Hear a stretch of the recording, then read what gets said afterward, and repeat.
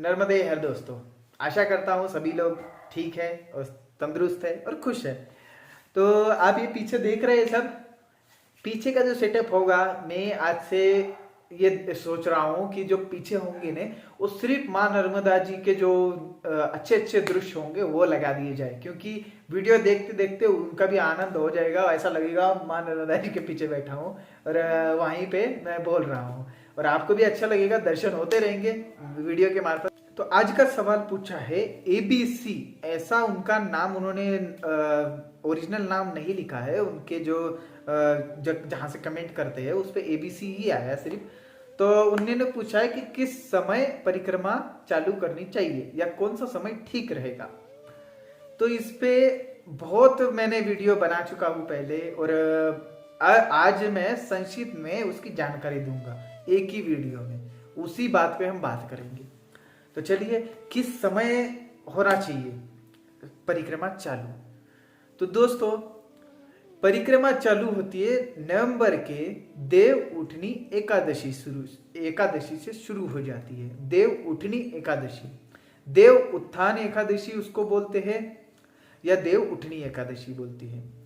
तो अलग अलग शहरों में अलग अलग राज्यों में अलग अलग बोल सकते हैं उनको, लेकिन आती एक ही दिन है, ऐसा है। ठीक है, उस दिन चातुर्मास खत्म हो जाता है सभी का। विष्णु जी अपने योग निद्रा से वापस आ जाते हैं, इस वजह से उसको देव उठनी एकादशी, देव उठ जाते हैं तो वो उसको बोलते हैं देव उठनी। उसी दिन से परिक्रमा शुरू हो जाती है, ये है असली डेट। और देव उठनी एकादशी से कुछ लोग पहले शुरू करते हैं। मैं पहले भी बहुत बार बोल चुका हूं कि देव उठनी एकादशी से पहले नहीं शुरू की जाती।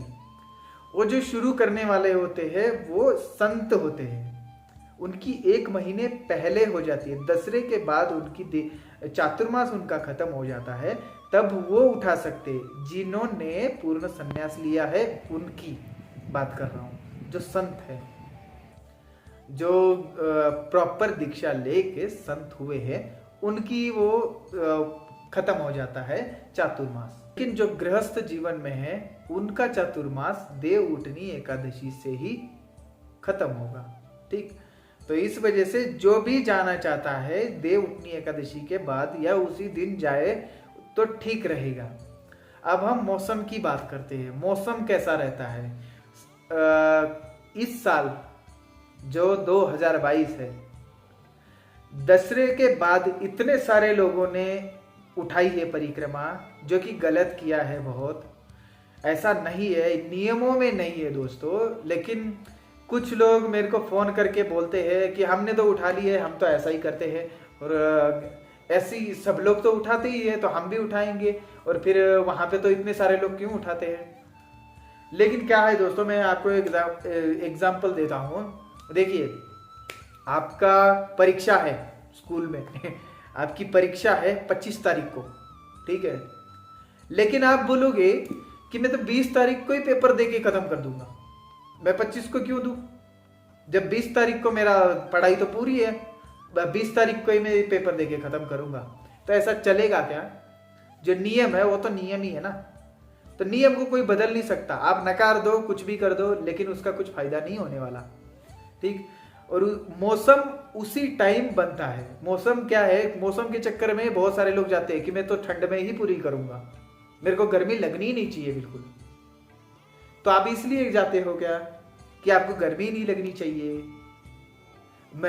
मुझे तो बहुत ज्यादा प्रॉब्लम है गर्मी से, तो मैं ठंड में पूरी कर लूंगा, ये बात सब लोग कहते हैं।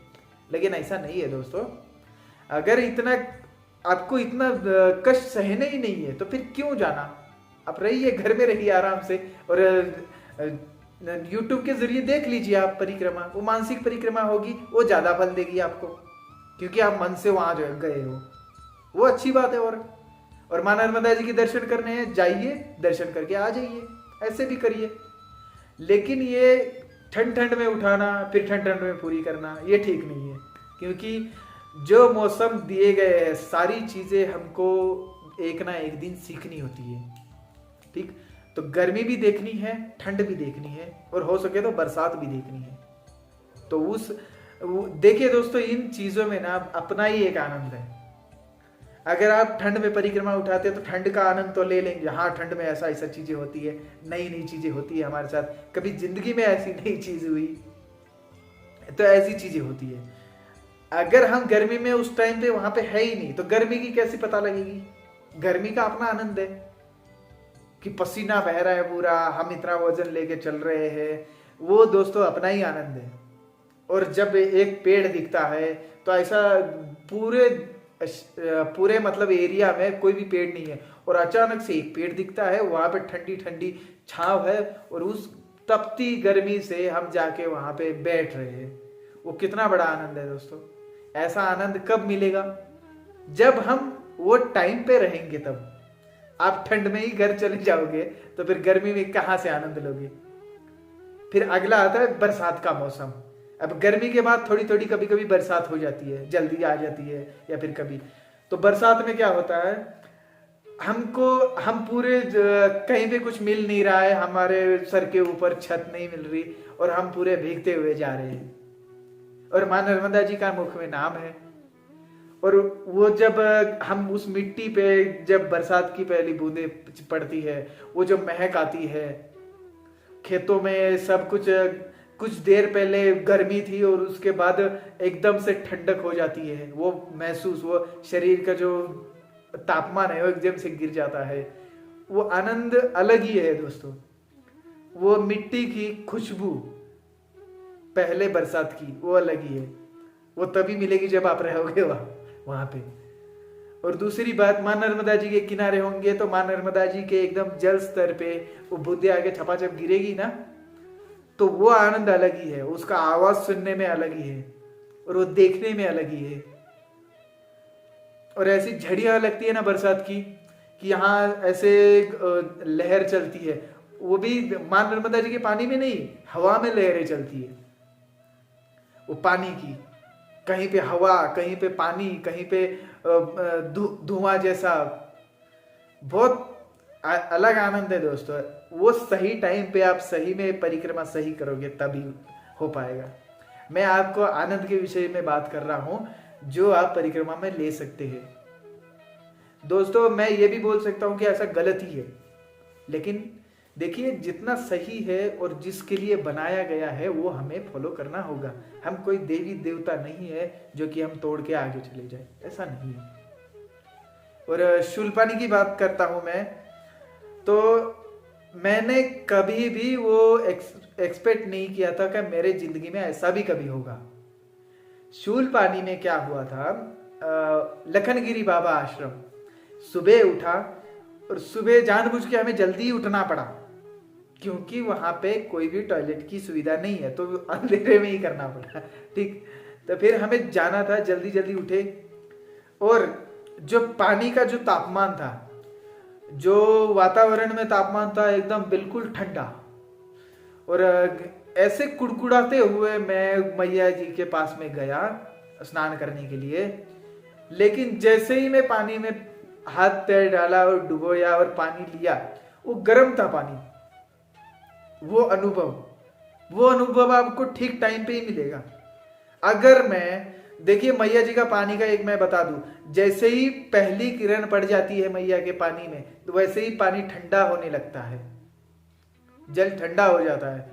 और आप अगर अंधेरे में ही स्नान कर लोगे, मतलब ब्रह्म मुहूर्त पे, अंधेरे में नहीं, ब्रह्म मुहूर्त पे ही स्नान कर लोगे। ब्रह्म मुहूर्त थोड़े से टाइम का होता है, जब तक रोशनी नहीं आती सूर्य भगवान की, सूर्य भगवान की रोशनी से पहले ही स्नान कर लोगे ना तो पानी गर्म मिलेगा आपको, कितनी भी ठंडी होने दो वो गर्म ही पानी मिलेगा। तो ये वो तो साइंस की बात है, वो तो आपको पता ही है, लेकिन वो सही बात है। फिर वो मैं इतनी कुड़कुड़ाटी ठंडी में स्नान करा, लेकिन उसके बाद जो आनंद मिला मुझे, एकदम तबीयत तर हो गई थी, ऐसे मैं बोलूंगा। बिल्कुल पिछले दिन का पूरा एकदम ऐसे में पहाड़ चढ़ चढ़ के उतर के इतना परेशान हो गया था, बहुत शरीर सारा पूरा दुख रहा था। पिछले दिन शाम को शरीर पूरा दुख रहा था और उसमें आपको पता ही है मैंने भोजन वगैरह नहीं किया था। उस टाइम क्या बात हुई थी अगर पूछोगे तो मैं बता दूंगा। उस टाइम वो बात हो गई थी पिछले शाम को, तो मैंने भोजन भी नहीं किया था, तो सभी लोग ऐसे सो गए थे। तो उस वजह से और ज़्यादा प्रॉब्लम हुई थी। लेकिन जब सुबह सुबह उठ के मैया जी के गरम गरम पानी में मैंने स्नान किया तो बहुत आनंद आया था। वो जो माहौल है मेरे आंखों के सामने अभी भी है और बहुत सुंदर लग रहा था। और उसके बाद हम शूलपानी में ठंडी से शुरुआत होती है, फिर हम दोपहर में जाते हैं तो गर्मी होने लग जाती है। तो ऐसा होता रहता है आगे। लेकिन कहने की बात यह है, जब आप सही टाइम पे उठाओगे परिक्रमा वही ठीक रहेगा। सही टाइम वही है नवंबर के देव उठनी एकादशी, ठीक। और क्यों सही है ये भी मैंने बता दिया, और क्या आनंद मिलेगा ये भी मैंने बता दिया। अब आपकी मर्जी, अगर आप अगले साल उठाना चाहते हो, जो इस साल जल्दी उठा चुके कोई बात नहीं, उनको देखिए प्रॉब्लम भी बहुत आई।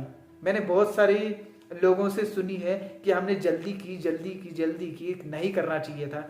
कुछ लोगों को मैया के जल स्तर बढ़ा हुआ मिला, तो जहां पे दलदल मिली मैया के किनारे चल नहीं सके हो। मैं गारंटी के साथ बोलता हूँ, जिसने दसरे के बाद परिक्रमा उठाई है मैया के बहुत करीब से नहीं चल सके हो, और उनको भी पता है वो मैया के करीब में जाना है तो उनका जल स्तर कम होना चाहिए ना, तब उनके जल के साथ साथ और जाएंगे। और दूसरी बात एक और हुई, मैया का जल जहां पे साफ दिखना चाहिए था वहां मटीला दिखा, वहां पे आप जल आचमन नहीं कर सके, आप पी नहीं सके वो, क्योंकि आप बरसात के मौसम में गए थे, तो मिट्टी आएगी जल में, तो इस वजह से वो आचमन नहीं कर सके।